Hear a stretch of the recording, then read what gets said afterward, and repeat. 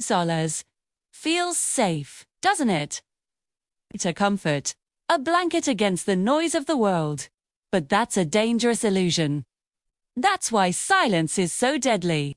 Our brains are hardwired for input.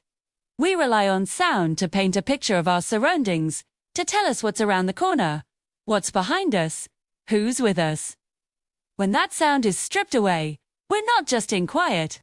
We're blind. Shet, imagine walking through a dense, foggy forest. The air is heavy, damp. Every branch is draped in moss that muffles all sound. You can't hear birds. You can't hear the wind. You can't even hear your own footsteps on the soft, wet earth. It's just you and the thick, oppressive quiet. Your heart starts to beat a little faster. Every rustle you think you hear makes you jump. Your mind, starved of real sound, starts creating its own. Was that a twig snapping? Or just the blood pounding in your ears? This is sensory deprivation, and it's a powerful psychological weapon. Your brain scrambles to fill the void, turning shadows into threats and your own imagination into your worst enemy. This is a tactic used by predators in the natural world. See, they move without a sound, using the quiet to their advantage. They understand that for their prey, silence doesn't mean safety. It means the hunter is near. They turn your own senses, or lack thereof, against you. When you can't hear them coming, you can't prepare.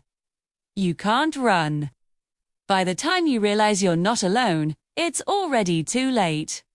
Let's take it a step further. Picture an old, abandoned house. Dust motes dance in the slivers of light cutting through boarded-up windows. Every room is a time capsule of decay. And it's utterly silent. Not the peaceful quiet of a library, but a deep, hollow silence that feels heavy, like a physical weight. You step into a room. The doors swing shut behind you with a soft click, the only sound you've heard in minutes. Now, even that is gone. The silence presses in. You hold your breath, trying to listen, but there's nothing. Absolutely nothing. This is where your mind begins to betray you. The expectation inversion kicks in. We expect noise, life, movement. When we get the opposite, our brain flags it as a serious problem. It's an alert signal. You start to see things in the periphery, flickers of movement that aren't there. You hear whispers that are just the static of your own overstimulated auditory cortex.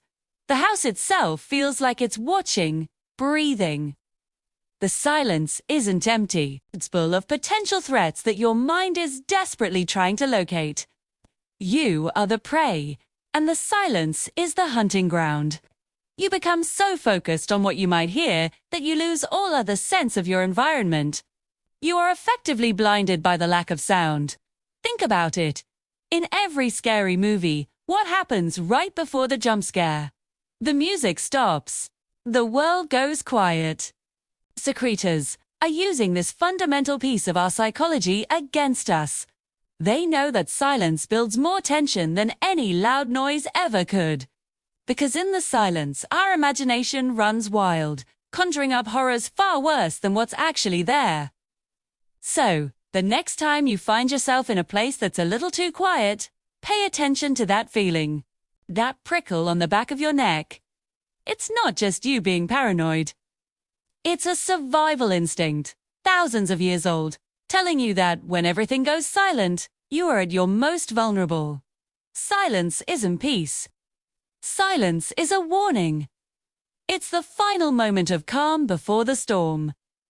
It's the predator drawing a breath before it strikes. How long do you think you could last in true, absolute silence before your own mind turned against you? A day? An hour? Maybe only a few minutes.